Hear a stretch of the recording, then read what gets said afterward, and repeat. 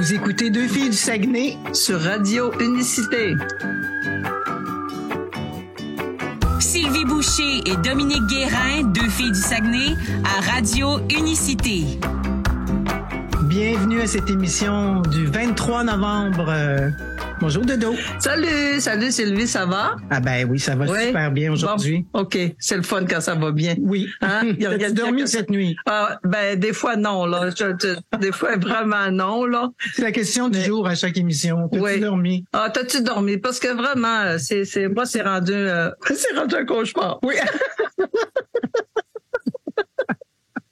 Oui, effectivement. Hey, m'a dire de quoi le masque à cerne, c'est fin en tabarouette.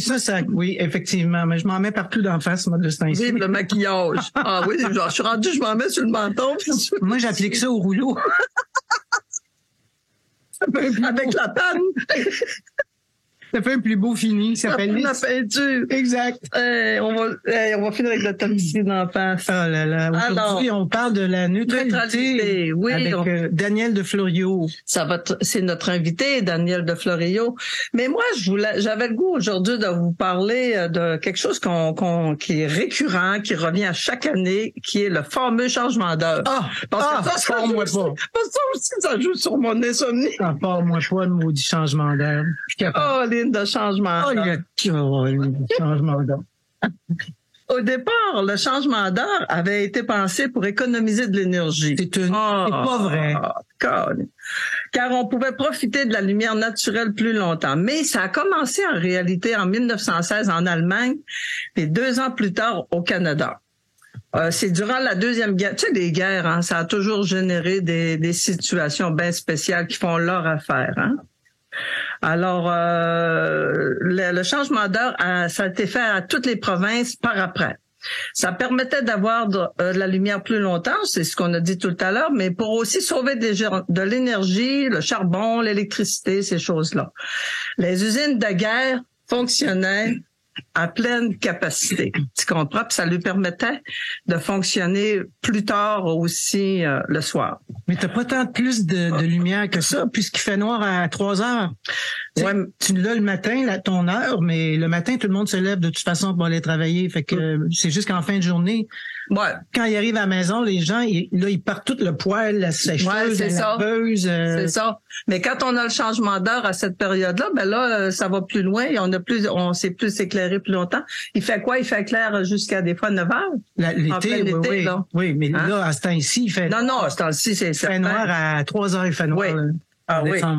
Le cas de la Saskatchewan découle d'une époque où les gouvernements pouvaient choisir de suivre ou non le passage à l'heure avancée et eux, ils ont décidé de pas embarquer le Saskatchewan. Ben, on déménage en Saskatchewan. Ça veut dire quoi? Ça veut dire qu'on a un décalage horaire avec eux. Oui. Quand on est en changement d'heure. Ben, il y en a déjà un. Il y a 2 heures de différence, je pense, en Saskatchewan. C'est ça. La question d'arrêter le changement d'heure a été soulevée à maintes reprises au Québec, surtout lors des dernières années. Je pense que c'est en 2020 que François Legault en a parlé, mais ça bouge pas pareil. Il y a rien qui bouge là-dessus. Non.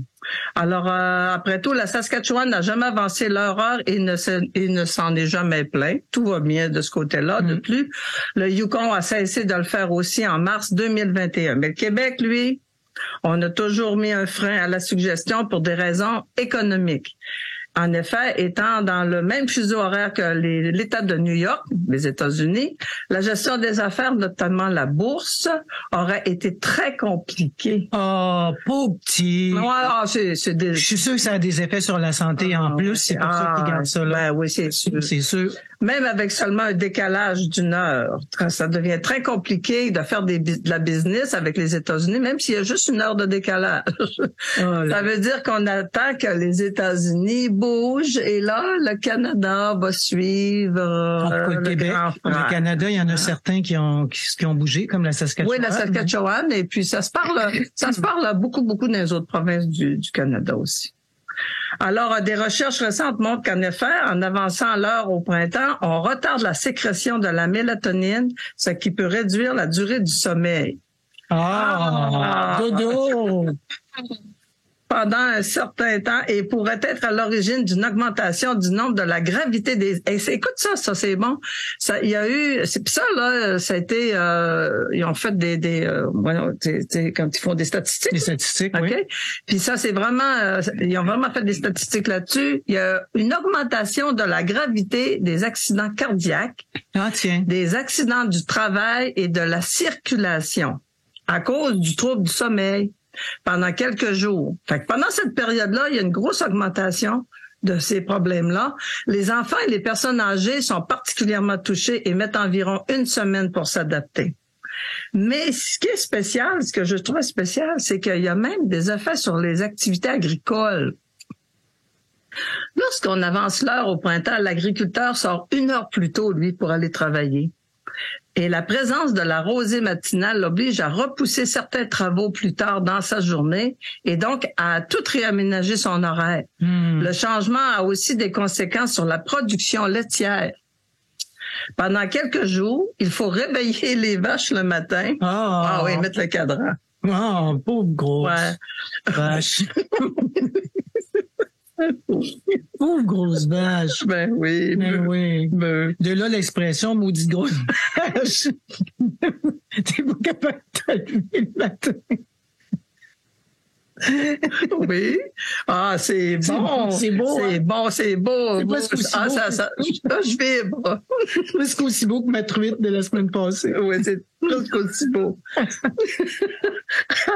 Alors que les vaches, le soir, elles s'impatientent et attendent la traite. Il semble que ça entraîne parfois une diminution transitoire de la production de lait. Certains agriculteurs compensent en modifiant graduellement l'horaire de traite ou l'éclairage du poulailler dans la semaine. Ça en fait des problèmes. Ça a l'air de rien, mais ça en fait des problèmes. Écoute, ça n'a pas d'allure. D'habituer notre corps aussi c'est juste 1 heure, mais ça fait toute une différence. Oui. En tout cas, moi, surtout quand on perd 1 heure, là, on gagne 1 heure parce qu'on a reculé l'heure. Mais quand l'été, là, tu perds 1 heure, ça change plein de choses dans ta vie. Ça change plein de choses dans notre corps, c'est clair. Qu'est-ce qu'on attend pour arrêter de changer l'heure? Les médecins cessent... Les médecins, là, ils n'arrêtent pas de demander que ça arrête. Ah oui? Ah oui, parce que ça crée vraiment des problèmes au niveau de la santé. Alors, et faire comme la Saskatchewan, l'Arizona, et le Mexique dernièrement là qui vient d'annuler tout ça. Oui. Alors, beaucoup de pays se sont retirés à ces changements d'heure.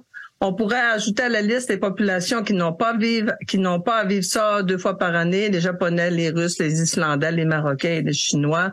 Eux autres, ça, c'est toute sortie de leur vie. Mais il reste encore beaucoup de pays qui vivent le fameux changement d'heure. On va peut-être être les derniers sur la liste, comme les masques. On va être les derniers à enlever cette loi ridicule-là. Vraiment, absolument. Parce que c'est totalement ridicule.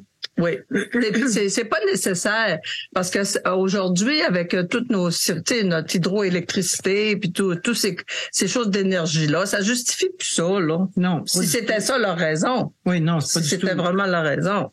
Mais il parlait aussi dans le temps de la guerre que ça permettait aux soldats de voir arriver l'ennemi le matin.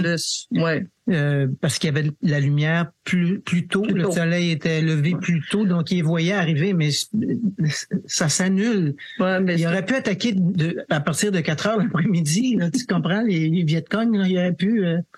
Pourquoi je dis les Vietcong, mais en tout cas, je sais pas, ça va avec ta Twilight Zone. Tu rentres souvent? Non, mais c'est parce que ça s'annule, tu comprends? Ben oui. Au lieu d'attaquer de bonne heure le matin. Ben, les stratégies changeraient tout simplement. Ben oui. C'est tout simple que ça. C'est pas justifié, pas en tout. Comme bien des lois, d'ailleurs, que je trouve qui sont pas justifiées. Ouais. Mais bon, on rentrera pas là-dedans. Non, pas dans ça. On est dans la neutralité. On est dans la neutralité, justement. Donc, c'est notre sujet. Puis je pense que Sylvie, tu as quelque chose de bien beau à nous dire à propos de la neutralité. En fait, la neutralité, le manque de neutralité, c'est ce qui cause justement les guerres, les conflits, parce que on juge l'autre, on voudrait que l'autre abonde dans notre sens, on voudrait convaincre notre famille que les vaccins c'est pas bon, que on est tout le temps dans le conflit avec nos amis, notre famille, les gens avec qui on travaille. On est incapable de rester dans la neutralité puis de se mêler de nos affaires. Donc, ce qui cause le chaos sur Terre en ce moment, c'est le manque de neutralité.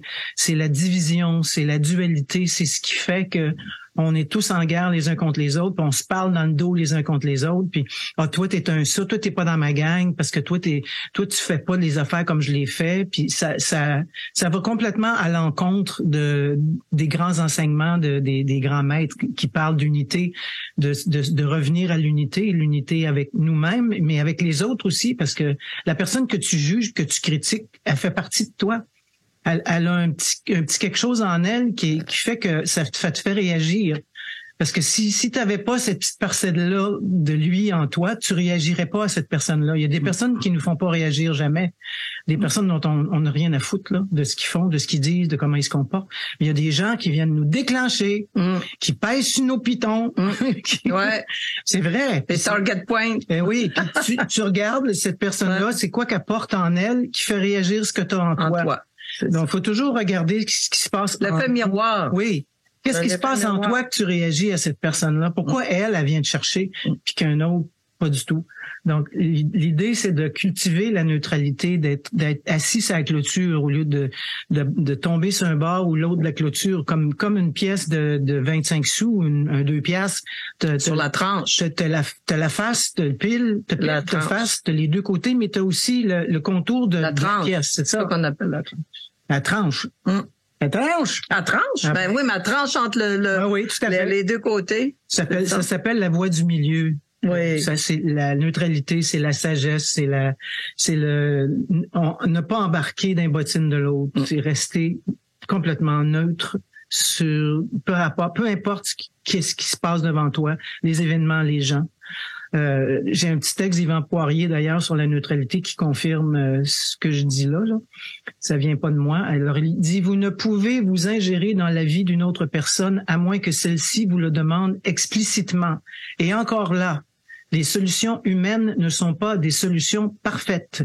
Voilà pourquoi il est préférable de s'en remettre à l'intelligence de la lumière, car elle seule connaît la parfaite solution. Voilà pourquoi il est essentiel de cesser de vouloir changer ou critiquer les autres dans leur façon de faire ou d'être. Cette façon d'agir est souvent reliée à l'orgueil ou à l'ego spirituel qui veut se valoriser pour démontrer que ses connaissances font office de vérité. Il ne s'agit point de juger ou de rejeter cela, mais simplement de discerner à qui vous avez affaire. Fait que ça vient. Oh, merci Yvan Poirier. Oui, vraiment. Des textes fantastiques. Je trouve ça tellement tellement juste ce texte-là, et c'est exactement ça. Tu sais, faut arrêter. Ne pas s'ingérer puis essayer de trouver des solutions pour l'autre, parce que ce que tu peux lui recommander, ça peut être la pire des solutions. Parce que ce qu'on a déjà dit, c'est que seulement l'esprit sait exactement où est la personne et ce dont la personne a besoin. Et si toi, tu t'ingères là-dedans, tu es en train de tout briser le programme. Exact. Tu es en train de tout briser le cheminement de la personne, de ce que l'esprit lui aurait insufflé comme solution. Okay. Là, tu viens de brouiller. Exactement. La vie, tu as l'impression que la personne devant toi vit un capharnaüm total, mais c'est pas ça qu'il est en train de vivre. Il a besoin de ce capharnaüm-là pour se conscientiser puis monter une marche, comme on disait. Oui. Tu sais, des fois, là, quand tu parles avec des gens qui sont dans cet état-là, ça arrive souvent que tu vois exactement dans quoi il s'en va, tu vois exactement dans quel mur il s'en va, mais tu sais aussi qu'il y a pas à regarder derrière lui. Tu sais, il y a pas à emmagasiner derrière lui tout je vais utiliser le background, mais c'est pas ça que je devrais dire. Tu sais, tout l'éveil, si tu veux, fait quand même que tu vas y expliquer les choses, là, souvent il comprendra même pas qu'est-ce que toi tu vas dire. Il est pas rendu là dans l'escalier, il est pas rendu sur cette marche-là. C'est ça, fait tu peux pas. Tu peux pas t'insérer dans ça. Toi, comme tu es sur une autre marche, ben tu vois, t'as ta vérité par rapport à ce que la personne vit. Mais ça veut pas dire que lui qui est une marche en bas ou en dessous, peu importe, que c'est sa vérité à lui. Non, on n'est pas à même place. On n'est pas à même place. Comme essayer de parler allemand puis mandarin, tu sais, tu comprends pas, tu parles pas le même langage, et ce que tu vois est ta vérité mais pas la sienne. Donc, ça donne absolument rien. Il faut arrêter ça. Puis tu sais, j'entends plein de lanceurs d'alerte qui se parlent les uns contre les autres, dans le dos des uns contre les autres, qui se bâchent, qui arrêtent pas de dire lui c'est un ci, puis l'autre c'est un ça. Arrêtez, vous tu sais, c'est pas la bonne technique, pantoute, ça fait juste envenimer encore plus et ça crée encore plus de division et le fossé s'agrandit de jour en jour à chaque fois qu'on parle contre une personne. Ça souvent les gens font ça pour se revaloriser. Mais c'est l'ego, mais c'est pas en tout ce que ça donne en bout de ligne. Pas du tout. Ça crée la division. Ce que vous souhaitez enrayer, vous le nourrissez. Donc, c'est important de prendre conscience de... Mais aussi, moi, ce que j'aimerais peut-être ajouter, c'est que quand les gens, des fois, je veux pas dire non plus que on doit pas aider les gens, on doit pas les écouter, on doit pas les, même si on dit on n'embarque pas au niveau des conseils, on n'embarque pas au niveau de leur chemin de vie, ça nous empêche pas d'avoir de la compassion. Ça n'empêche pas d'avoir de l'amour, ça n'empêche pas d'être présent, puis ça n'empêche pas non plus que quand la personne fait justement le pas de monter l'escalier, d'être en arrière aussi, puis de l'encourager, de l'aider, de le motiver, de lui faire du renforcement. C'est important, les gens en ont besoin souvent. On est là quand même, faut être là quand même. Tu sais, on se fiche pas du monde. Non, c'est pas ça que je dis. Non, je sais que c'est pas ça que tu dis, mais tu sais, ce que je veux dire, c'est qu'on dit pas, quand on dit c'est pas de nos affaires, oui, c'est pas de nos affaires au niveau du conseil, au niveau de s'ingérer, mais c'est de nos affaires aussi parce que c'est notre frère, c'est notre sœur, et qu'on doit être là pour lui aussi, en l'entourant puis en l'aimant. Dans l'amour, juste dans l'amour. Point final, rien d'autre, ni essayer de trouver des solutions la personne va trouver ses solutions parce que tout le monde est divin. On a tous un esprit divin, on est un esprit divin. Donc, il faut faire confiance que l'esprit divin de la personne devant vous va trouver ses solutions. La personne a peut-être juste besoin d'en parler, comme tu dis, juste d'échanger. C'est ça. Mais point final, c'est ça. Ne pas donner de conseils, juste être là pour elle, dire je comprends, je t'entends.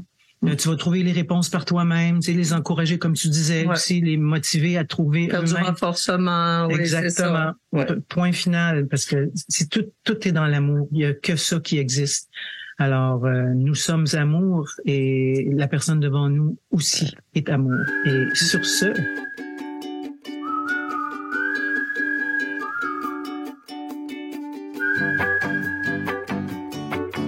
Artlist.io.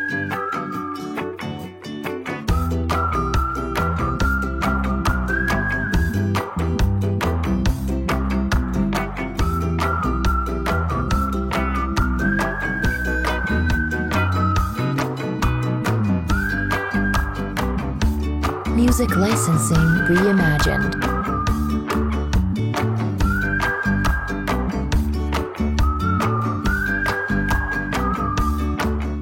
Alors voilà, nous sommes de retour. Merci à vous tous et toutes d'être là. Aujourd'hui, on reçoit une grande dame.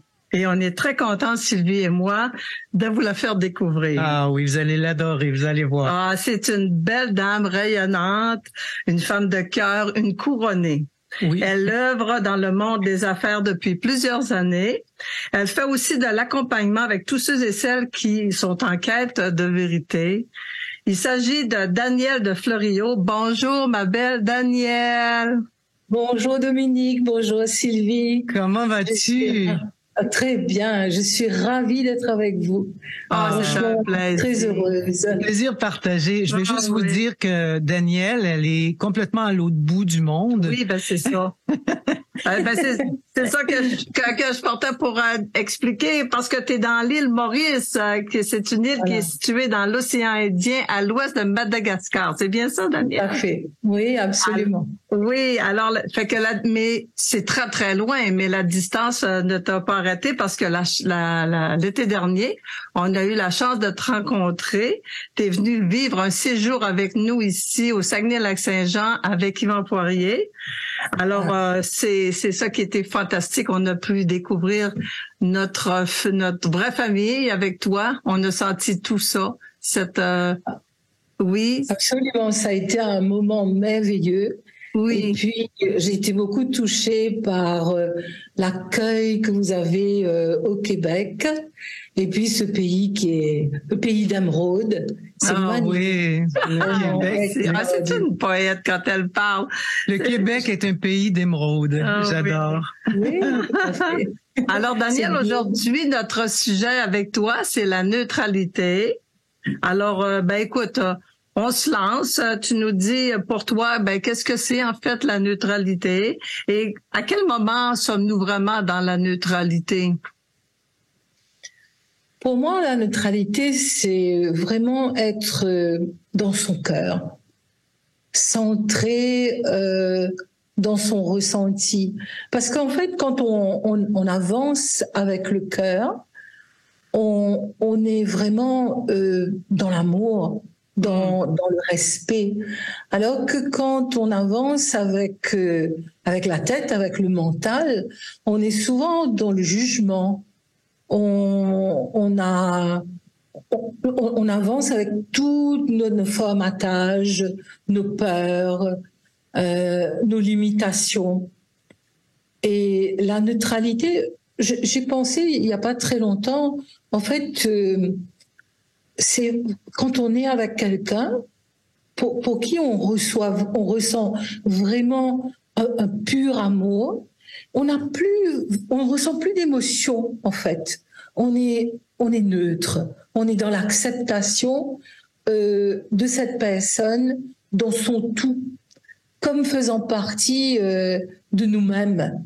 Parce que et là nous ressentons cette loi de l'un où on est tous une petite parcelle de l'autre, juste en train d'expérimenter d'une façon différente, mais un petit bout de l'autre, de celui qui est en face.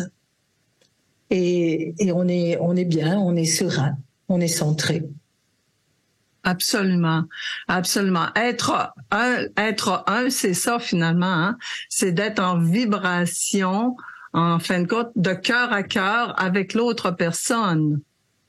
Oui, tout à fait, parce que on oublie souvent que nous sommes une expérience du divin et que cette part divine que nous avons en nous, elle existe dans celui qui est en face de nous et que c'est juste une expérience différente.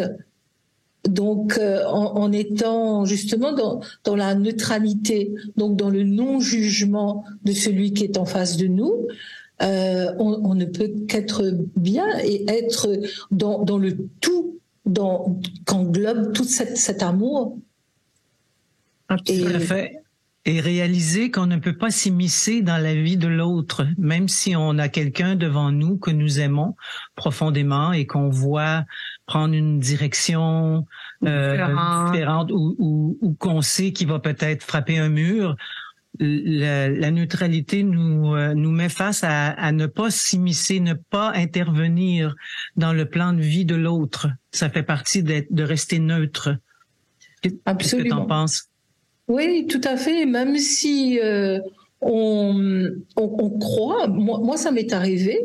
Je vais vous raconter, je vais vous partager cette histoire. Ah, oui. Je suis allée en voyage avec deux amis il y a en janvier 2021.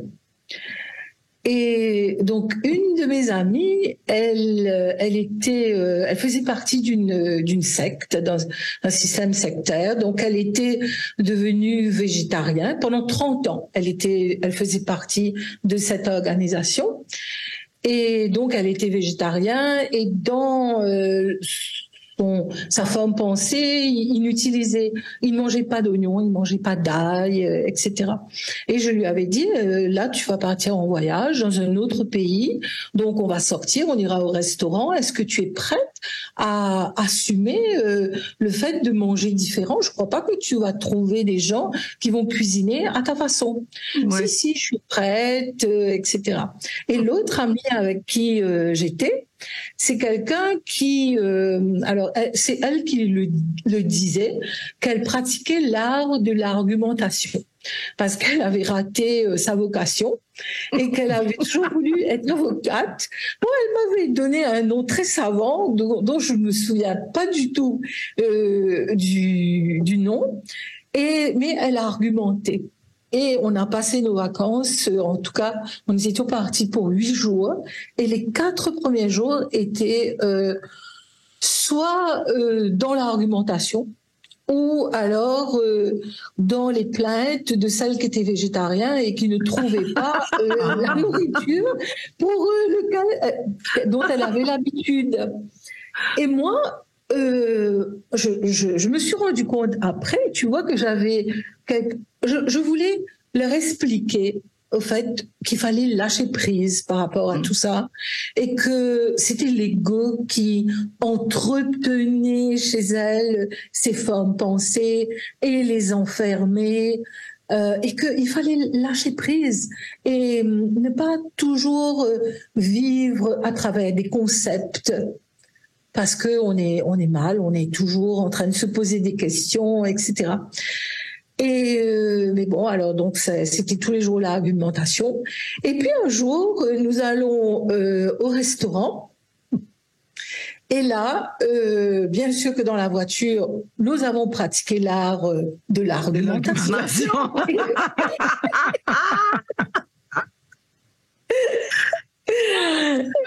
Et arrivé au restaurant pour choisir sur la carte, c'était la problématique de l'oignon, de l'ail. Donc c'était comme ça, voilà. Et moi, je reconnais que j'étais un peu, j'étais un peu épuisée, j'étais fatiguée de tout ça. Je comprends. Ouais. Et à la fin du repas, il y en a une qui me dit, parce que je leur expliquais au fait que toutes ces formes pensées font partie de l'ego, etc. Et elle me dit, oui, mais toi, tu n'as pas d'ego? Et là, je sentais qu'on allait partir dans encore une autre forme d'argumentation. Donc, je me lève et puis je dis, bon, on s'en va parce que moi, je suis en saturation. Et donc, on règle et on s'avance, accompagné de la propriétaire du restaurant, on s'avance vers le parking. Et là, elle rentre dans la voiture et elle démarre et elle me laisse sur le parking.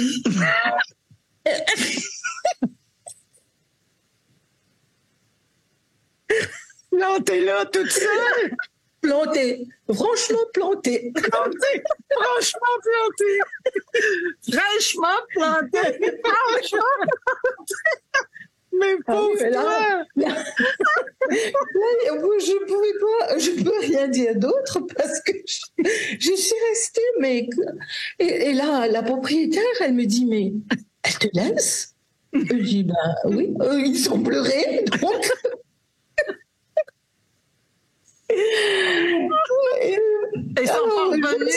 Elles ne sont pas revenues. Des fois, on peut se fâcher un peu, mais on revient, on laisse pas quelqu'un avec qui on part en voyage en plan comme ça. Ils sont pas revenus. Ils sont pas revenus te chercher? Non, pas du tout. Elles sont pas revenues. Absolument pas. Et puis, la propriétaire m'a gentiment proposé de me ramener. Parce que ce que je vous ai pas raconté tout à l'heure, c'est qu'on est allé dans un restaurant tout au fond de la vallée. Et donc, pour remonter, il y avait une pente à 90 degrés. Je te dis même pas dans quel état je serais arrivée au haut de la vallée. Et heureusement que j'ai eu un sauveur qui a aïe, aïe, aïe. Tu serais probablement encore là, en train de remonter. Exactement. Mais Daniel, qu'est-ce que c'est ça? Mon mental veut juste savoir de quoi, là. C'est tes valises. Ils sont partis avec tes valises? Ou... Ah non, mes valises étaient restées dans le bungalow. À l'hôtel? Oui, voilà. Ah, OK. Nous avons séjourné. On était juste venus on a fait une promenade le matin et on était venus juste au restaurant, voilà, pour passer un moment agréable. Sans argumentation. Mais moi, je suis curieuse. Comment ça s'est passé quand tu es retourné au bungalow? Est-ce qu'elles t'ont parlé? Qu'est-ce qui s'est passé? Non, mais ça a été terrible parce que, voilà, moi, j'étais dans la colère, autant qu'elles étaient dans la colère. Et finalement, j'ai pas voulu argumenter parce que, comme j'étais tellement en colère, je me suis dit, on va aller probablement dans un sens que je ne voudrais pas atteindre. Et en fait, j'ai fait mes valises et je suis allée à l'hôtel qui était pas très loin. Et le lendemain, je suis rentrée chez moi. Parce que voilà, je voulais plus continuer dans ce système-là. C'était épuisant, c'était franchement. Non, et la relation était brisée aussi. Mais oui, c'est sûr. C'était brisé, voilà, absolument. Ouais, parce que en même temps, si tu veux, je veux bien croire que si tu as 15 ans, tu as 20 ans, tu pourrais aller dans ce sens-là.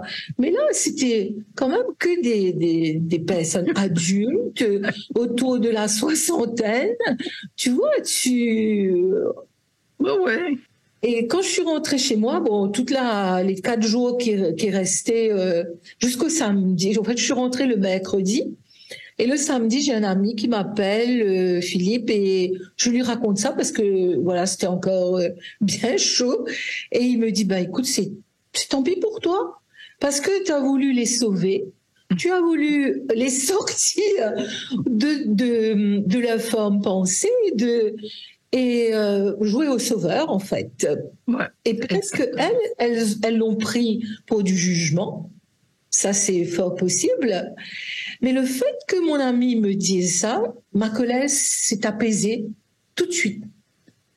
Et je me suis dit, oui, après tout, il a raison, parce que je ne peux pas faire pour les autres.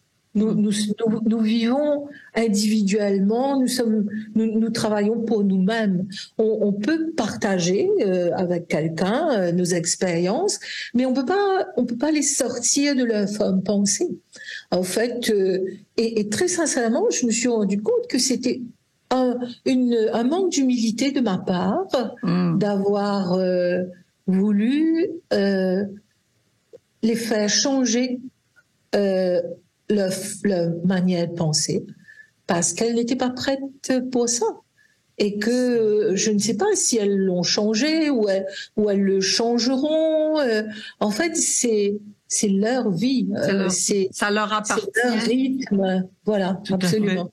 Tu as dit le mot magique, un manque d'humilité. On fait ça tellement souvent. Mais ça part d'une bonne intention, ça part tu comprends, on fait pas ça pour nuire à l'autre, on fait ça pour aider l'autre, mais c'est l'ego qui veut aider l'autre, qui veut intervenir. Mais quand tu sais que la personne devant toi est un esprit divin comme toi, il faut faire confiance que cette personne-là est exactement dans son plan de vie, sur son chemin de vie, et que c'est le seul chemin qu'elle peut emprunter, c'est celui-là. Oui, puis c'est pour l'instant. C'est souvent quand on laisse l'Esprit Saint travailler, lui seul sait où est-ce qu'on est rendu et qu'est-ce qu'on a besoin. C'est pas nous en face avec tous nous autres mêmes, tous nos programmations et nos problèmes souvent. On peut déterminer ce que l'autre a besoin en respectant le fait que l'Esprit Saint est à l'intérieur de ces personnes-là et qu'ils suivent leur propre chemin.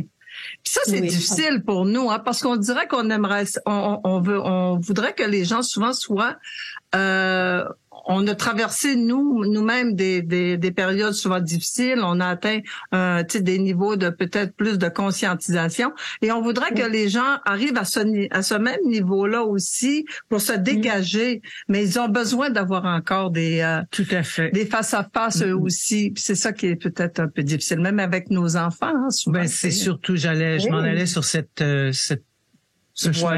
voie-là avec les enfants. Les parents essaient d'épargner les enfants, que les enfants souffrent pas comme eux ont souffert.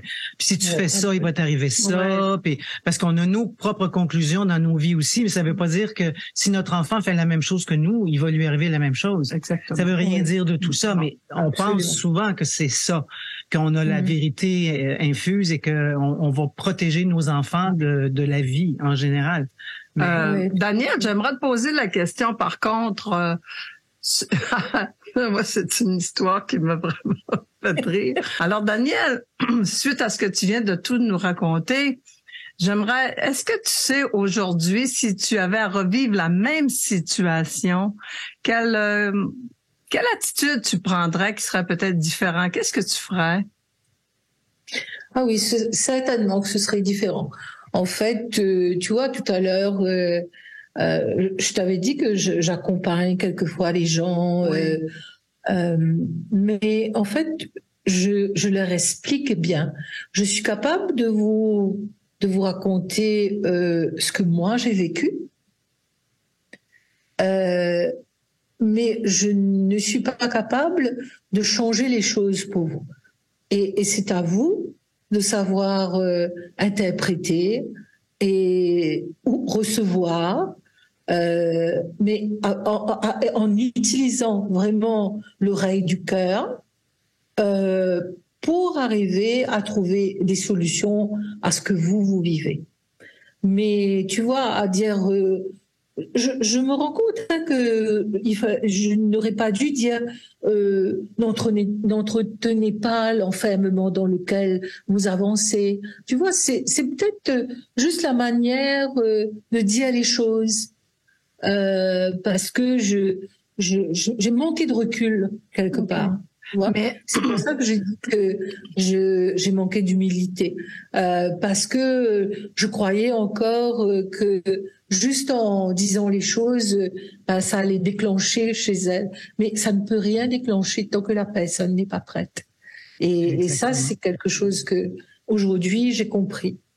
Voilà. Maintenant, tu vois, il fallait que je reste plantée pour me rendre compte.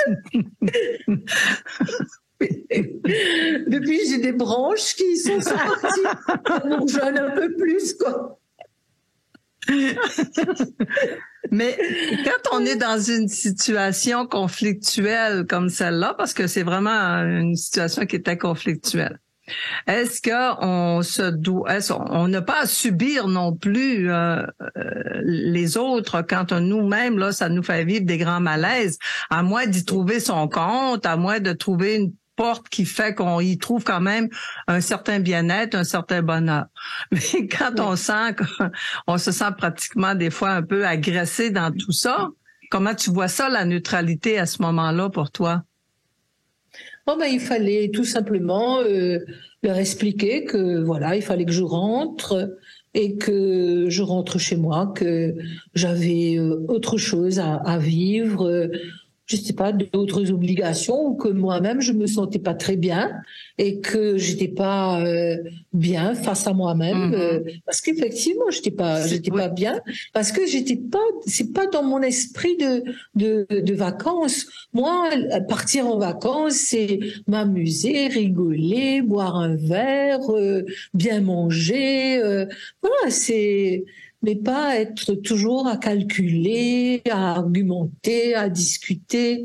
Donc oui, j'étais pas bien, et certainement que je reflétais aussi tout ça dans mes vibrations, dans ma manière de m'exprimer, tu vois, et ça nous a emmenés à ce clash, et ça c'est dommage quelque part, tu vois, parce qu'on aurait pu avoir des moments fantastiques. Oui. Est-ce que tu as eu l'occasion de les revoir? J'en ai revu, oui, toutes les deux, je les ai revues. Il y en a une qui m'a dit c'est dommage que tu remettes en cause une grande amitié. Alors je me suis dit ok, donc elle n'est pas en remise en question. Si c'est uniquement moi qui remets en question, je respecte sa manière de voir. La deuxième, je l'ai vue parce que j'étais invitée à un dîner en même temps qu'elle, et on est resté vraiment dans la neutralité. Il n'y a pas eu d'explication, de discussion. On a passé une soirée agréable à parler, à discuter, même on s'adressait l'une à l'autre. Il n'y avait pas, il n'y avait pas d'animosité. Et c'est bien. Probablement qu'elle aussi, elle a réfléchi, mais on n'a pas eu de conversation, on n'a pas eu de discussion. Et moi, j'avoue que j'ai pas voulu non plus provoquer ce genre de choses. parce que je ne sais pas si quand l'ego s'en mêle, tu vois, au bout d'un moment, je ne sais pas si c'est nécessaire d'aller dans c'est parce que tu m'as dit ça, je t'ai dit ça, et si tu ne m'avais pas dit. T'es dans l'argumentaire de ton ami. T'es dans l'argumentation de ton ami que tu nous parlais au début. On n'a pas à se justifier non plus, c'est pas nécessaire. Exactement. Voilà, c'est ça. La situation est X et c'est tout. Il y a rien à justifier. Oui. Et souvent, quand on va trop loin dans les justifications, ça s'envenime et ça empoisonne. Parce que aussi, je voulais moi sortir de mon mental, parce que en entretenant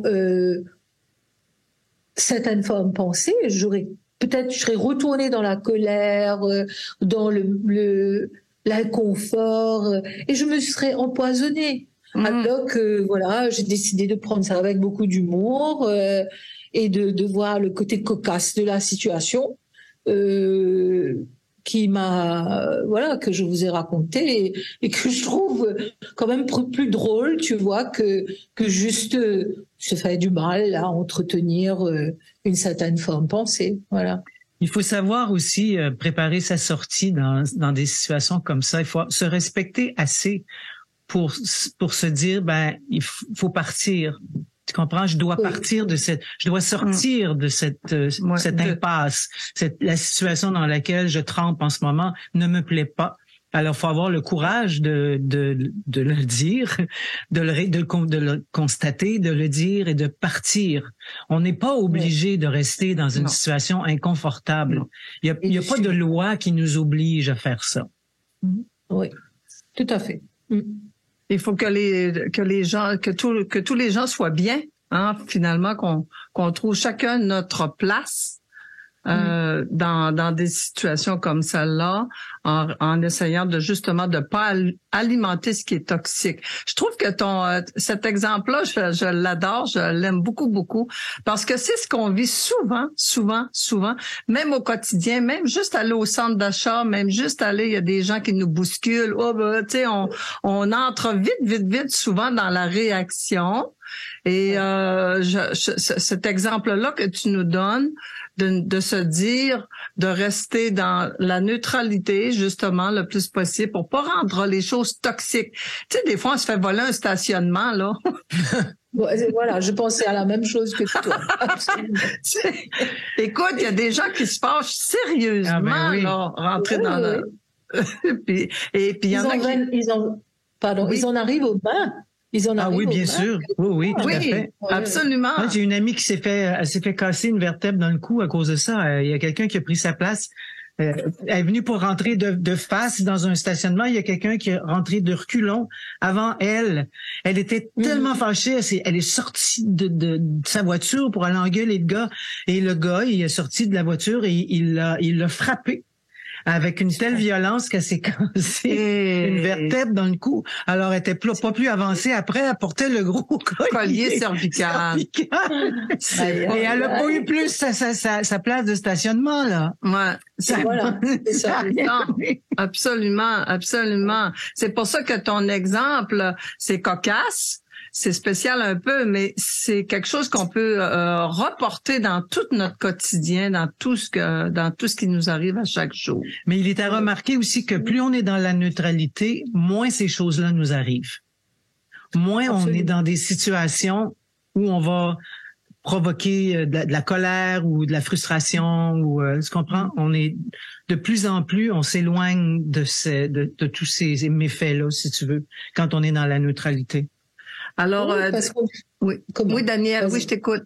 Non, je voulais dire que quand on est parce qu'on ne se rend pas compte que, en fait, on dégage une vibration et que l'autre capte cette vibration.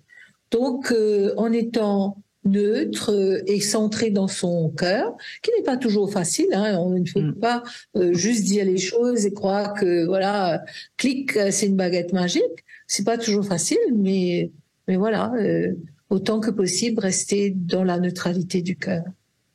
Écoute, Daniel, merci. Merci pour cette belle rencontre. C'est déjà terminé. Ça passe tellement vite. C'est 30 minutes rapides. Merci pour ce beau cadeau, ton témoignage, parce que ça demande beaucoup d'humilité de l'avoir raconté. Et ça va aider tellement de personnes aussi, parce qu'on va y penser maintenant quand on va là au centre d'achat. Ça va rester dans notre mémoire. En tout cas, moi, ça m'apporte un beau cadeau. Je te remercie infiniment. Oui, avoir l'humilité de se dire que l'autre devant nous est exactement là où il doit être. Peu importe la relation qu'on a avec cet être-là. On doit pas se mêler de tout ça. Alors, merci infiniment. Et puis, de toute façon, on continue à communiquer ensemble, hein? Oui, avec plaisir. Oh, ma belle grande dame d'amour. Merci, ma belle Danielle. Merci beaucoup. Merci beaucoup. Quand les hommes vivront d'amour, il n'y aura plus de misère. Et commenceront les beaux jours.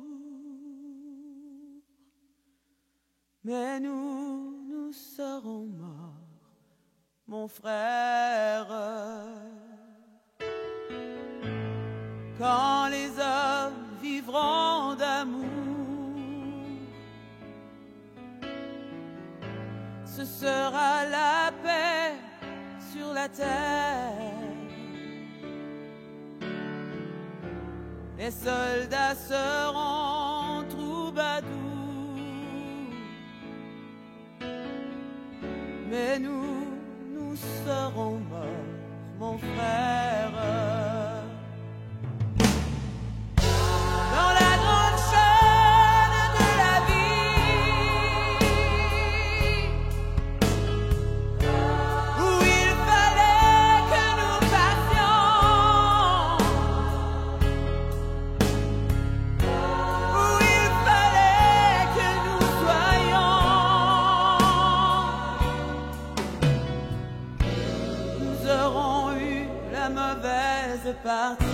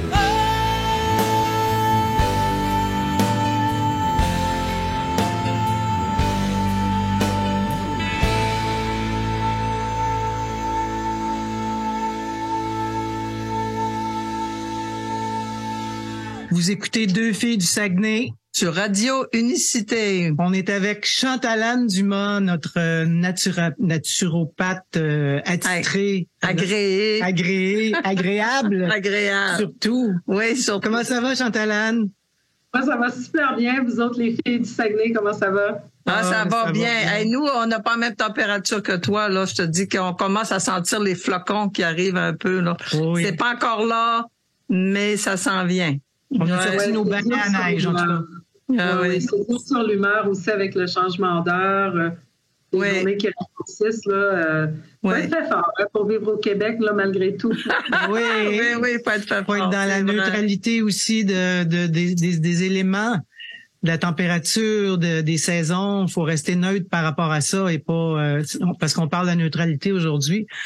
C'est ça le sujet du jour, mais c'est ça. Puis justement, toi, Chantal-Anne, on parle de neutralité. Comment est-ce que tu abordes ça avec les personnes que tu rencontres, que tu conseilles? Parce que la neutralité, on se dit, c'est important de pas nécessairement rentrer dans les solutions que les gens peuvent trouver eux-mêmes, de pas nécessairement être en influence là-dessus, de les laisser libres de vivre qu'est-ce qu'ils ont à vivre. Est-ce que toi, c'est difficile pour toi à ce moment-là dans ton rôle de thérapeute? Comment tu abordes ça? Mais c'est une super belle question, vraiment, Dominique. Et je pense que c'est vrai comme clinicienne, mais c'est vrai un petit peu pour tout le monde. Hein. On parlait de la situation des blogueurs, par exemple, des blogueurs, blogueuses, comment on peut se faire embarquer dans des dynamiques. Et c'est vrai dans plusieurs aspects de notre vie. Donc, pour moi, ça ramène à ce que je pense souvent de la question de la cohérence et de l'alignement. Je dis souvent la phrase du Dr Bach qui dit que la maladie s'insère dans la fracture entre l'âme et la personnalité. Donc, pour moi, tout est là. C'est ça qui guide non seulement mes interventions en naturopathie, mais beaucoup mes choix comme femme, comme personne. J'essaie d'être toujours dans cette cohérence, dans cette congruence entre mon âme et ma personnalité. Et quand j'arrive à être dans cet espace, c'est facile pour moi d'être dans l'accueil et le respect de l'autre sans ingérer, sans intervenir. Et c'est particulièrement important pour nous, les cliniciens, parce que on a deux pièges. On a soit le piège de tomber dans le rôle du sauveur et de s'approprier la guérison des gens. Autrement dit, la personne a fait des prises de conscience, a fait des changements dans sa vie, elle obtient des résultats. On était le catalyseur de ça et c'est facile de tomber dans « j'ai guéri la personne ». C'est grâce à moi, oui. C'est grâce à moi, mais on n'a pas le potentiel de guérir quiconque comme on n'a pas le potentiel de changer qui que ce soit. Je dis souvent, le seul temps qu'on change quelqu'un, c'est quand on change ses couches. Mais à partir de... On retombe encore en terrain glissant, Dodo. On est encore là-dedans. Terrain glissant. Je vais me taire. Je vais rester là. J'allais revenir sur... Là où ça commence à être vraiment intéressant, On est terribles ensemble, nous autres. Faudrait pas qu'on ait pris un petit verre en plus. Ça pourrait, oui. Donc, c'est ça, c'est important de d'abord être nous-mêmes dans notre cohérence et notre alignement parce que c'est ça qui nous permet de justement percevoir ces pièges de l'ego qui consistent, par exemple, à s'approprier la guérison, le succès, le bon cheminement d'une autre personne. Alors qu'en réalité, au mieux, on leur a créé un espace de guérison où ils ont été capables de retrouver leur propre cohérence, leur propre alignement. Mais on n'est pas responsable de ça. Donc, c'est ça, c'est soit on tombe dans le piège du sauveur ou encore on peut se dévaloriser si la personne n'obtient pas les résultats escomptés. Puis comme on n'est pas responsable de la guérison, on n'est pas non plus responsable de ce qui nous apparaît à nous comme étant un échec. Mais encore une fois, on ne sait pas qu'est-ce que cette situation fait dans le cheminement de la personne. Et c'est pour ça que c'est tellement important de ne pas rentrer là-dedans. Moi, j'essaie toujours justement de garder mon propre espace à moi.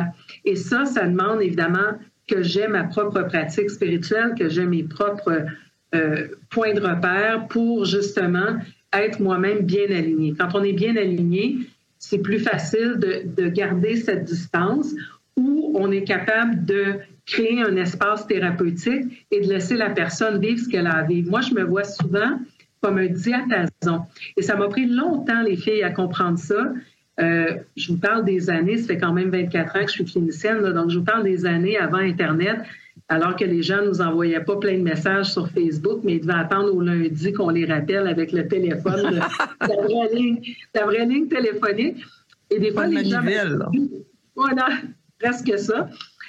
Quand les gens m'avaient vu en consultation, des fois le lendemain ou le surlendemain, les gens me laissaient des messages comme quoi ils allaient mieux. Et moi, je ne comprenais pas parce que je me disais, mon Dieu, mais ils n'ont même pas encore commencé à mettre les changements d'application, ils ne se sont pas procurés les suppléments. Comment ça se fait qu'ils vont mieux?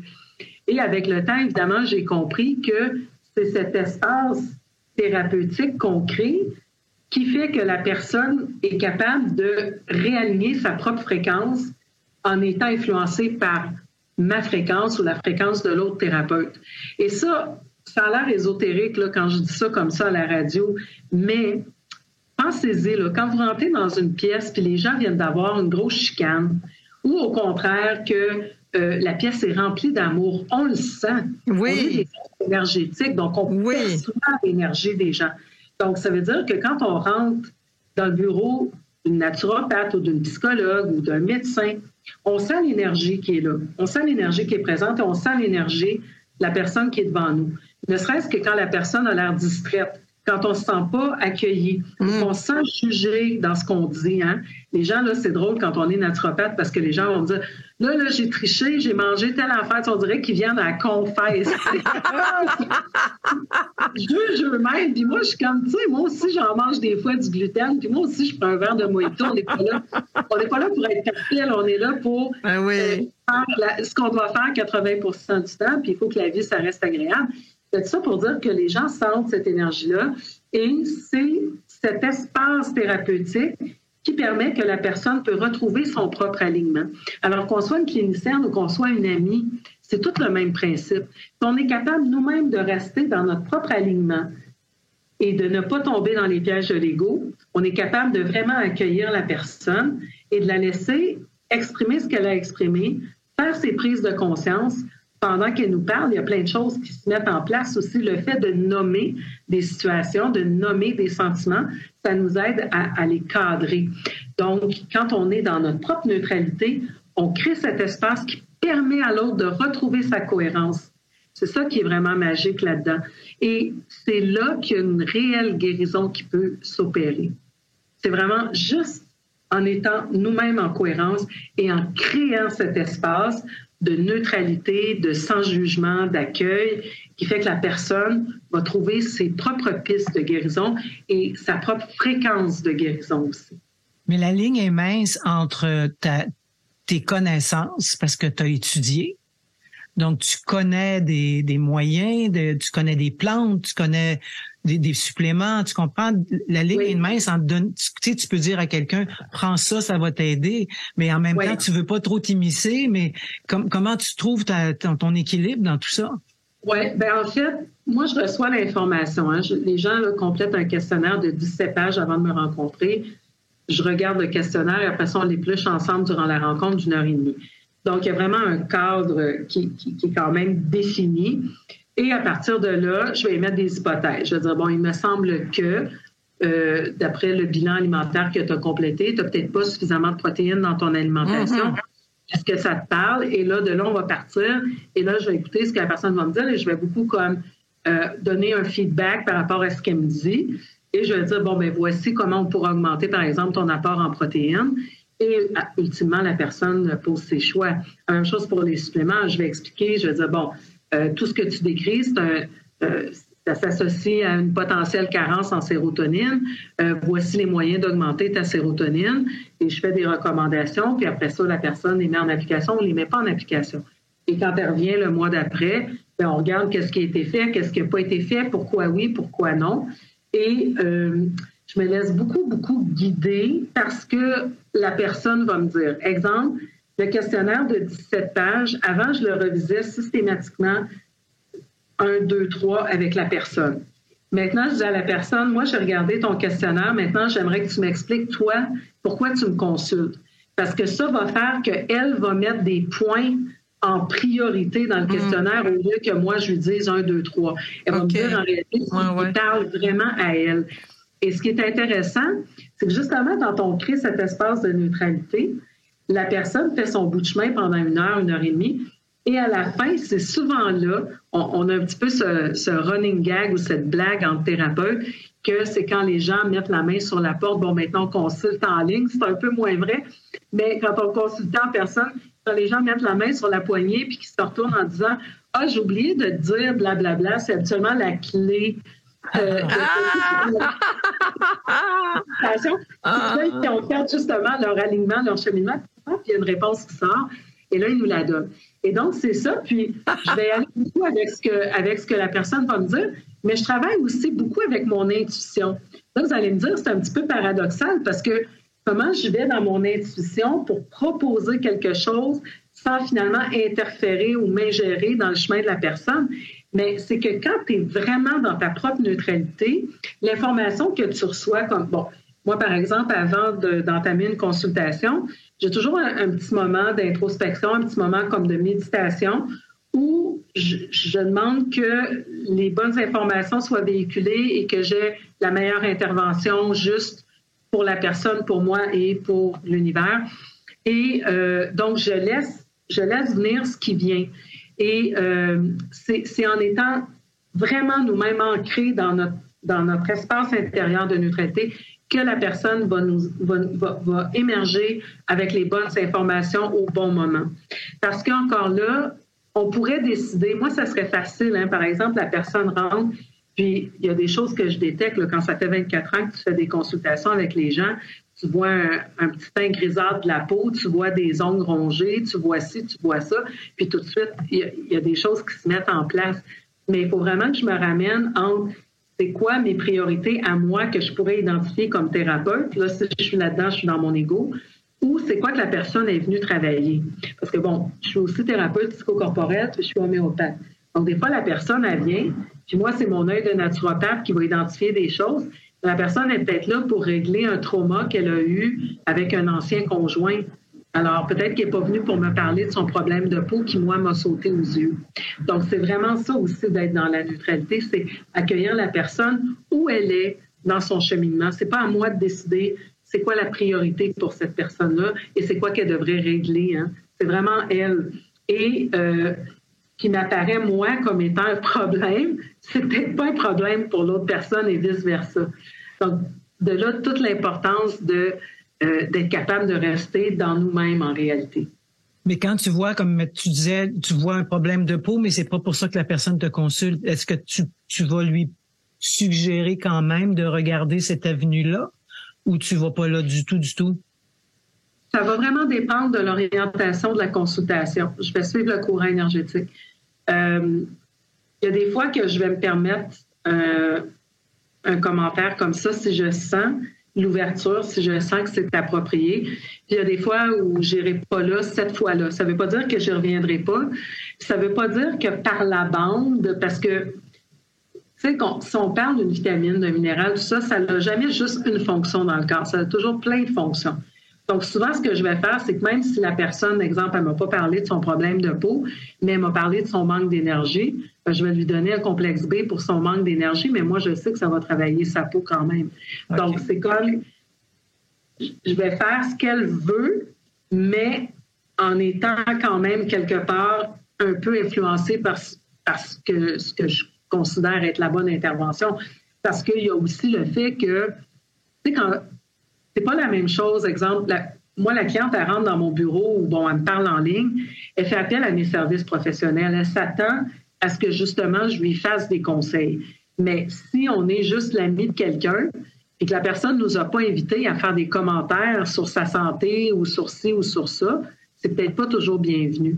Et ça aussi, ça fait partie de la neutralité. Combien de fois, moi, que ça m'arrive que mes boîtes de messages sont submergées de messages non sollicités, de vidéos, de toutes sortes d'affaires.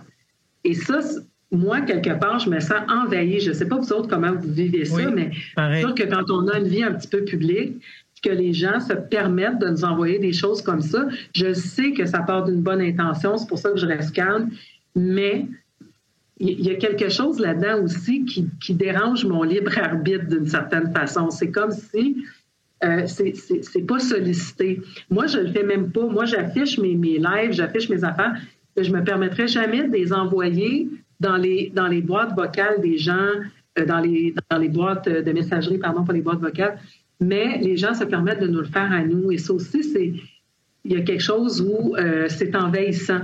Donc, je pense que c'est important aujourd'hui par rapport justement à la présence des médias sociaux dans nos vies, la présence des technologies, de se ramener encore une fois à notre propre neutralité et à dire, est-ce que, tu sais, je sais pas, tu as une amie qui vient d'avoir un diagnostic de cancer. Là, toi, tu te mets à faire de la recherche puis à l'inonder d'informations sur telle plante, puis sur telle cure, puis sur telle affaire. La personne a vu son processus, elle t'a rien demandé. C'est pas nécessaire d'aller là, puis ça peut même être envahissant. Oui. Donc, c'est important aussi de se ramener à nous dans ces situations-là. Et souvent, ce que je vais faire, même en consultation, c'est de dire à la personne, est-ce que tu me permets d'aborder tel sujet? Mm-hmm. Parce que des fois, des intuitions vont venir. Par exemple, je sens que c'est une personne qui a beaucoup des traits d'une victime d'abus sexuels, par exemple. Il y a beaucoup de choses qu'elle va me dire, puis elle m'en a pas parlé, puis elle l'a pas mis dans son questionnaire. Je veux dire, est-ce que tu me permets d'aborder un sujet un peu délicat? Ce que je reçois comme information, c'est qu'il y a quelque chose dans ton parcours qui relève de l'abus. Est-ce que tu es à l'aise d'en parler? Et je vais suivre le courant. Mais en général, si je l'ai reçu comme information, c'est que c'était juste qu'on aborde le sujet. Mais c'est toujours cette dynamique-là où il faut essayer de respecter la limite de l'autre personne. Et donc, la neutralité, bon, là, on en parle dans un espace thérapeutique, on en parle entre amis, mais ça va beaucoup plus loin que ça. Ça va dans, justement, on parlait les questions de chicane, mais ça peut être les chicanes de couple, ça peut être plein d'affaires autour de nous. Puis, tu sais, c'est pas pour rien là, que les émissions d'occupation double, ces affaires-là, ça pogne. C'est que ça vient chercher comme des espèces de bas instincts chez nous. Hein? Tu sais, comme on est curieux, puis on est intéressé, puis on devient tous psychologues. Là. Tu sais, c'est comme, le sensationnalisme. Ouais, genre qu'on n'a pas de vie. C'est parce que aussi, ça vient chercher nos émotions, que ce soit la jalousie, la colère, l'injustice. Ça vient déranger des choses en nous, puis on veut comme intervenir, on se fait interpeller d'intervenir, puis c'est pas toujours notre place, puis c'est pas toujours nécessaire. Puis je pense que il faut se demander quand on va faire des interventions, que ça soit public ou que ce soit avec des amis ou tout ça, c'est quoi le but réel de notre intervention? C'est quoi qu'on cherche à atteindre? Et si c'est juste de libérer notre frustration ou d'attaquer quelqu'un ou tout ça, mais qu'est-ce que ça sert dans le greater good, là, tu sais, dans la grande échelle de la vie, là, qu'est-ce qu'on vient de rajouter? On a-tu planté une graine positive? On a-tu planté plus de discorde? Puis se demander si c'est en alignement, justement, si c'est en cohérence avec qui on a envie d'être comme personne, puis avec nos objectifs, notre mission de vie, là, tu sais. Fait que pour moi, ça repart toujours à ça. Que ce soit de notre santé, que ce soit de notre neutralité, ça revient tout le temps à est-ce que je suis en cohérence avec moi-même? Est-ce que mes paroles, mes actions sont en lien avec mes pensées? Puis est-ce que c'est en lien avec la meilleure version de moi-même, puis la meilleure version de moi-même que j'ai envie de livrer au monde, en fait? Oui, tout à fait. Mais il doit y avoir aussi des gens qui te blâment de ne pas les avoir guéris. Oui, c'était ma question. Comment tu te sens quand une personne dit ça n'a pas marché, c'est pas bon, tu m'as mal conseillé. Comment toi, ça te fait? Honnêtement, là, ça m'arrive pratiquement jamais. Probablement que les gens que j'ai pas aidés ne reviennent tout simplement pas. J'ai pas la prétention qu'en 24 ans de pratique clinique intensive, j'ai réussi 100% du temps. Mais l'approche naturopathique est une approche participative. C'est pas comme tu restes chez toi, tu prends juste un médicament puis tu attends qu'il fasse effet.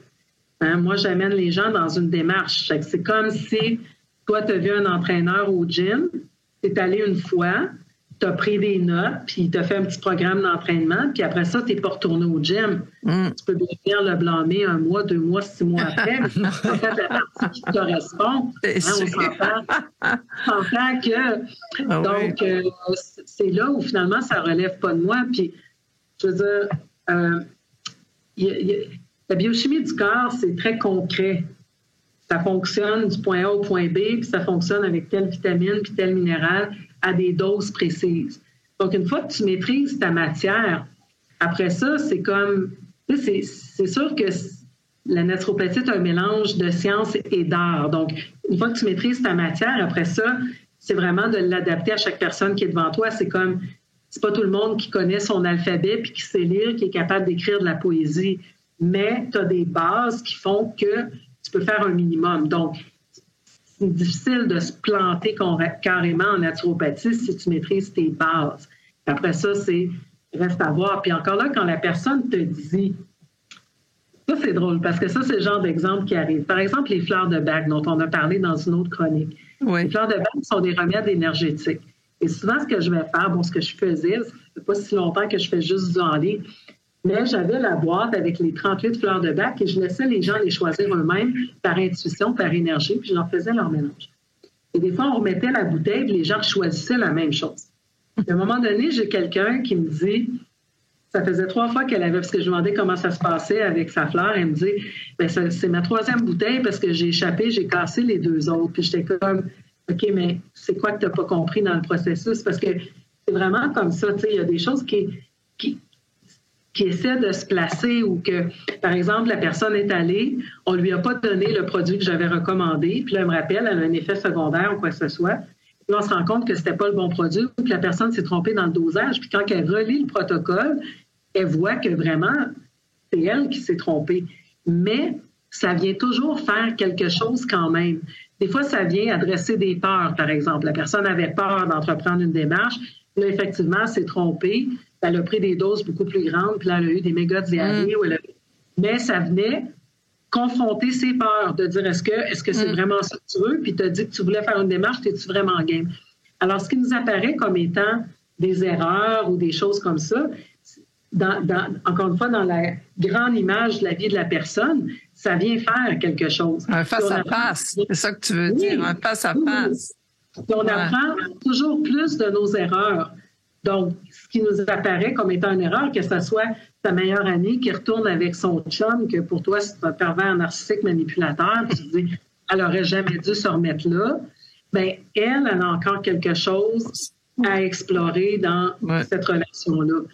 Écologiquement, quand la relation va vraiment être au neutre, justement, quand il n'y aura plus de charge positive ou négative, ça va se dissoudre. Mais tant qu'il y a encore une charge, la personne a besoin d'aller retourner là et de guérir quelque chose. C'est pour ça qu'on dit que dans la neutralité, il faut pas s'insérer justement dans ces décisions-là, parce que t'as une femme qui est battue, tu vas avoir beau lui dire toutes sortes de choses, comment faire, comment agir, où aller, et puis elle va revenir avec, au bout d'une semaine, t'arrives, puis elle est encore retourner avec lui. Donc, tu te rends compte que on peut pas s'ingérer là, c'est impossible. Puis là, c'est en plus, tu as dit, c'est un mot d'ici, puis un mot d'ici. Oui, oui, puis t'invites à souper avec après. Non, mais d'habitude, c'est toi qui prends le bar, puis elle retourne avec son chum. Oui, c'est ça, tu peux plus, là. Ouais. Tant qu'elle n'est pas prête à faire face à la carence, la raison pour laquelle elle reste là. Oui. La carence dans le sens d'une femme battue qui part pas, c'est le manque de reconnaissance de soi, de sa valeur à elle. Tu sais, tant qu'elle ne voit pas c'est quoi le manque, elle pourra pas changer quoi que ce soit. Ou si elle quitte, elle va en retrouver un autre pareil. Un autre pareil. Effectivement. Tant que la leçon n'est pas maîtrisée, exactement, on va retrouver une autre personne ou une autre situation qui va nous représenter la même leçon. En tout cas, ça relève de mes croyances, mais je constate que c'est souvent comme ça que ça se passe dans ma vie à moi puis dans les gens de mon entourage aussi, parce que je pense qu'on est vraiment là pour apprendre, évoluer. Parce que ce qui était à transcender n'a pas été fait. Ce qui était à transcender n'a pas été dissous. Donc, tu ramènes...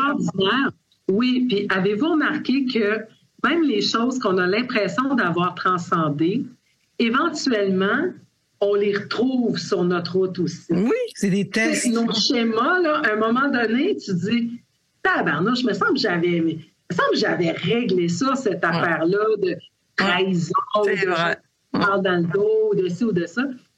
Ça revient parce que, en tout cas, de la manière que moi je l'interprète, c'est qu'on a l'impression que l'évolution est en ligne droite, hein, qu'on monte vers le haut quand on évolue. Mais j'ai l'impression que l'évolution est beaucoup plus en spirale.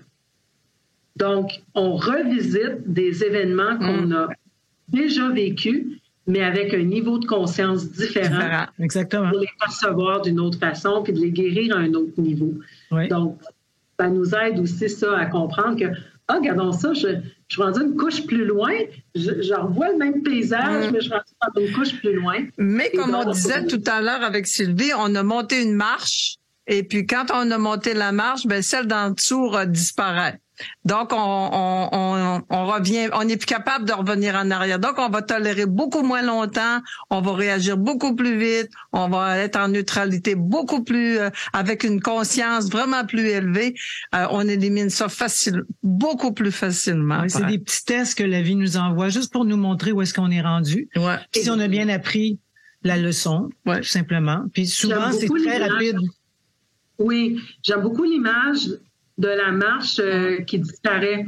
Myriam Kaiser, que vous avez eu aussi en entrevue, lors d'une entrevue qu'elle réalisait avec moi, parlait, elle, des souliers qui sont rendus trop petits. Quand on est rendu, par exemple, adulte, on n'utilise plus les vieux souliers et on peut avoir beaucoup de reconnaissance puis les laisser aller en sachant qu'ils nous ont servi à un moment donné puis on est rendu ailleurs.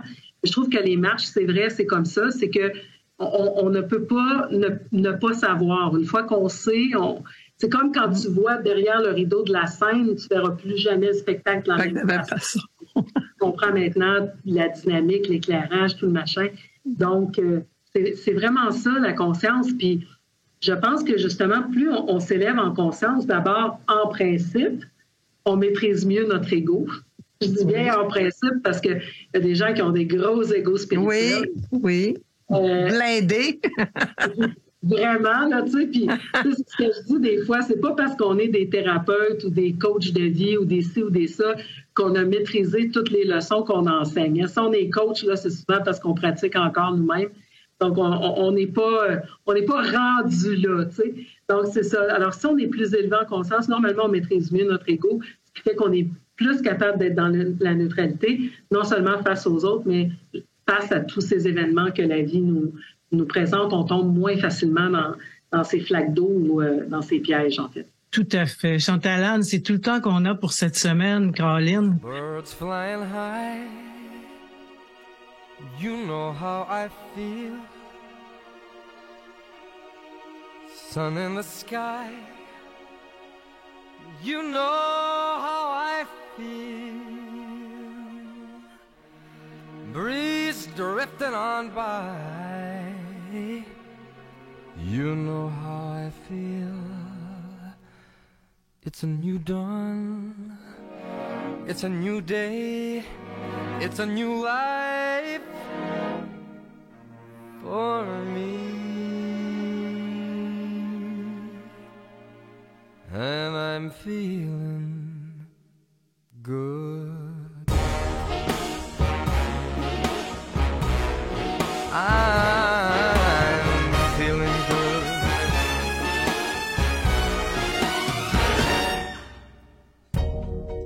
Fish in the sea, you know how I feel. River running free, you know how I feel. Blossom on a tree, you know how I feel. It's a new dawn, it's a new day, it's a new life for me. And I'm feeling good.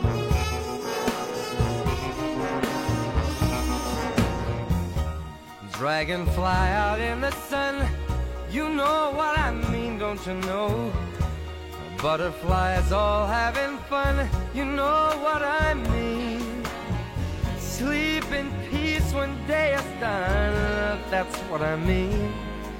And this old world is a new world and a bold world for me. For me.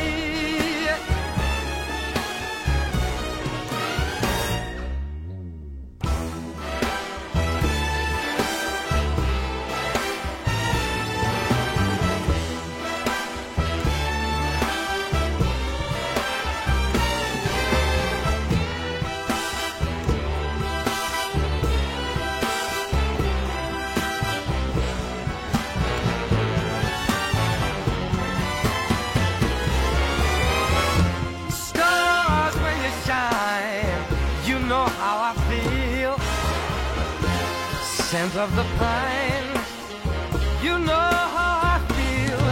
Oh, freedom is mine, and I know how I feel. It's a new dawn, it's a new day, it's a new life. It's a new dawn, it's a new day, it's a new life. It's a new dawn, it's a new day, it's a new life. It's a new life for me, and I'm feeling good. I'm feeling good. I feel so good. I feel so good.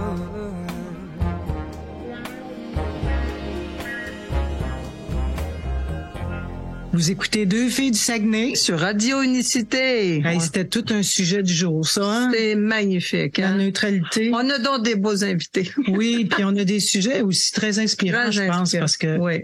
c'est pas évident de rester dans la neutralité. Non. C'est facile à dire de même autour d'un micro, mais de le pratiquer dans sa vie, de le mettre en pratique, il faut toujours se remémorer, de revenir dans le cœur, de revenir dans la neutralité quand on est face à quelque chose qui vient nous chercher. Nous chercher au plus profond des entrailles. Oh, tu sais, les là. entrailles, oui.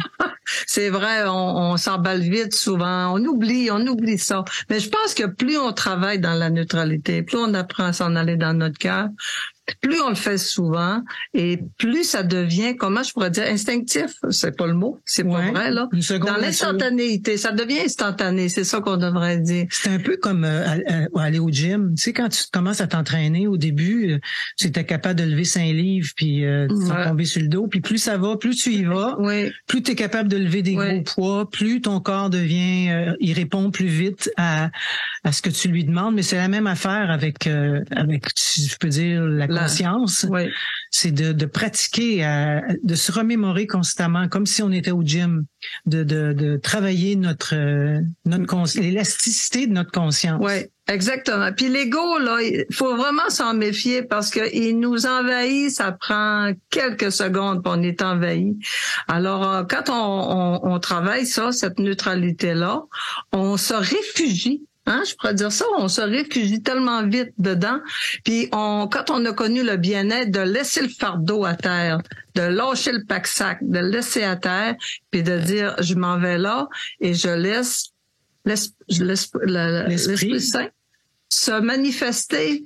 Puis trouver les solutions, puis t'amener dans tes pistes de solutions, puis t'amener dans tes avenues pour que tout se présente devant toi, puis que tu recrées ton environnement, que tu recrées autre chose et que tu passes à autre chose. Moi, je trouverais ça dur là de. Tu sais, avant, je faisais ça aussi, là, rester dans mon mental, puis tourner en rond, puis tourner, comment t'appelles le petit hamster, là, qui vire, là, tout le temps, puis puis il y a ci, puis il y a ça, puis je suis plus capable de faire ça. Je suis vraiment plus capable de faire ça parce que d'abord, je suis même pas capable de me coucher s'il y a un petit quelque chose de travers, tu sais, là, faut que je règle ça, puis je m'en vais dans mon cœur, puis je me pardonne toutes ces choses-là. Mais moi, je vous invite vraiment à travailler la neutralité parce que, mon Dieu, qu'on est bien. Ah, c'est sûr, ça facilite la vie beaucoup, vraiment, de se réfugier dans notre cœur. Oui. Et de laisser le grabat à l'esprit, tu sais, qui, lui, est une intelligence divine, tu sais, qui connaît tout. Exact, il y a toutes les réponses. Il y a toutes les réponses. Parce que dans le fond, l'Esprit Saint, c'est nous. Oui, absolument. C'est notre partie divine. Ça fait qui peut mieux nous connaître que notre esprit qui est nous? Puis ce qu'on a besoin, ça peut pas être plus parfait. Non, mais toi, tu me connais pas pire aussi. Ah oui, hein, surtout quand t'es dans tes Twilight Zone. T'as dit que je vais te chercher loin, des fois, c'est la ligne de temps numéro 8, là, tu sais, là. Elle arrive avec des moyens de réflexion, des fois. Et toi, tout ce que tu trouves à dire, c'est « Oh, c'est beau! » Oh, c'est profond! C'est beau! Ouais, pour pas dire c'est creux, tu sais, parce que... Fait que merci d'être avec nous, de nous supporter dans nos folies, Dodo et moi. J'ai une petite conclusion pour notre émission. Seule la neutralité permet de vous recentrer, de vous aligner et de ressentir en vous cette grâce inéluctable qui est celle de l'humain, qui, dans sa noblesse intérieure, retrouve sa dimension divine. La neutralité n'est pas passive. C'est important. Arrêtez le mental, lâchez prise. Le cœur, lui, il est neutre. L'esprit, il est neutre. Ce sont des intelligences qui sont tout à fait neutres. La neutralité divine nous permet d'être dans n'importe quelle situation. Nous nous en préoccupons, mais nous ne nous en chargeons pas. Déchargeons-nous. Sur ton grabat. Vous avez entendu le conseil d'être calme dans la tempête. Alors restez dans le centre calme et votre perspective sera beaucoup plus claire. Demeurez dans le centre de votre cœur qui contient l'étincelle de la source, le point immobile où la clarté est ressentie. Yvan Poirier. Merci Yvan. Toujours des belles paroles. C'est tout le temps qu'on a cette semaine. On se retrouve la semaine prochaine. En attendant, si vous voulez reprendre notre émission en différé, c'est le soir, mercredi soir, 22h, le dimanche matin, 9h, ou sur notre chaîne YouTube Deux Filles du Saguenay. À la semaine prochaine. Bye, à la semaine prochaine.